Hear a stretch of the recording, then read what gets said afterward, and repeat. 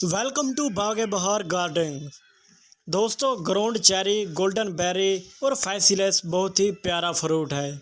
जो पौधा मैं आपको दिखा रहा हूँ, इस पर बहुत ही फ्रूट लगा हुआ है जो दिखने में बहुत खूबसूरत लग रहा है। दोस्तों, इस ग्राउंड चेरी के फल को पिंजरे में मोहब्बत भी कहा जाता है।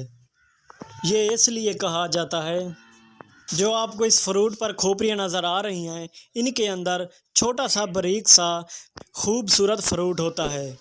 जब ये खोपड़ी पक जाती है तो ये पिंजरे की शक्ल अख्तियार कर जाती है, और जैसे ही ये पिंजरे की शक्ल अख्तियार करती है तो इसके अंदर गोल्डन कलर का यानी सोने जैसा छोटा सा खूबसूरत फ्रूट होता है, जो दिखने में ऐसे लगता है कि ये छोटा सा फ्रूट एक पिंजरे में बंद है।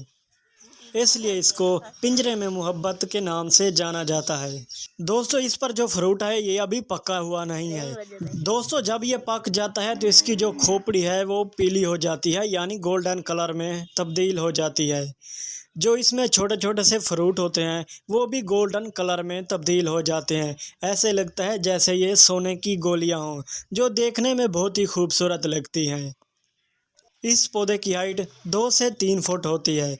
ये जो आप देख रहे हैं, इसकी हाइट तकरीबन 2.5 फुट है, जिस पर बहुत ही ज़्यादा फ्रूटिंग लगी हुई है। दोस्तों, ग्राउंड चेरी का फल बहुत से ममालिक में खाने में इस्तेमाल किया जाता है, यानी इसकी चटनी भी बनाई जाती है, इसका अचार भी डाला जाता है, जो सालों तक आप खा सकते हैं। इसके फल से आप सलाद भी बना सकते हैं। इनका जो छोटा सा फल होता है, अगर उनको आप सलाद में रख दें तो देखने वालों को ऐसा लगेगा कि ये सोने की गोलियां पड़ी हुई हैं, जो बहुत ही सलाद में खूबसूरत लगती हैं। दोस्तों, इस ग्राउंड चेरी यानी गोल्डन बेरी को आप गमले में भी लगा सकते हैं।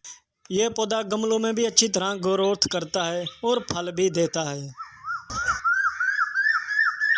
कुछ का ख्याल है कि इनमें कुव्वत मुदाफ़त बढ़ाने और सोजत के असरात में ये काम देता है। इसमें विटामिन सी की मिकदार ज़्यादा पाई जाती है, जो जिस्म के बाद हिस्सों में खून के बहाव को बढ़ा सकता है। इसलिए वो जोड़ों की नकल व हरकत में मदद कर सकते हैं और जोड़ों के दर्द को कम कर सकते हैं। दोस्तों, फैसिलेस यानी ग्राउंड चेरी गोल्डन बेरी ये एक फल है, लिहाजा अगर आपको खाना पकाने की ज़हमत नहीं दी जा सकती है तो आप उन्हें वैसे ही खा सकते हैं। ये मौसम गर्मा के दूसरे फलों के साथ सलाद में कामिल है। दोस्तों, इस पौधे को अगर आप गमले में ग्रो करना चाहते हैं तो ये सीड से आसानी के साथ ग्रो हो जाता है। इस पौधे के सीड्स फ्रूट के अंदर होते हैं, जो बहुत ज़्यादा मिकदार में बारीक होते हैं। जब फ्रूट पक जाए तो इससे आप सीड्स हासिल कर लें, यानी हार्वेस्ट कर कर रख दें। जैसे ही जनवरी का महीना आए तो आप ये सीड्स लगा दें। जनवरी के महीने में ये सीड्स अच्छी तरह से ग्रो हो जाते हैं और एक बड़ा पौधा भी बन जाता है। उम्मीद करता हूँ दोस्तों, आज की वीडियोज़ आपको पसंद आई होगी। अगर आप मेरे चैनल पर नए हैं तो मेहरबानी हो सके तो चैनल को भी सब्सक्राइब कर दें, ताकि नई आने वाली वीडियोज़ आप तक पहले पहुँच सके।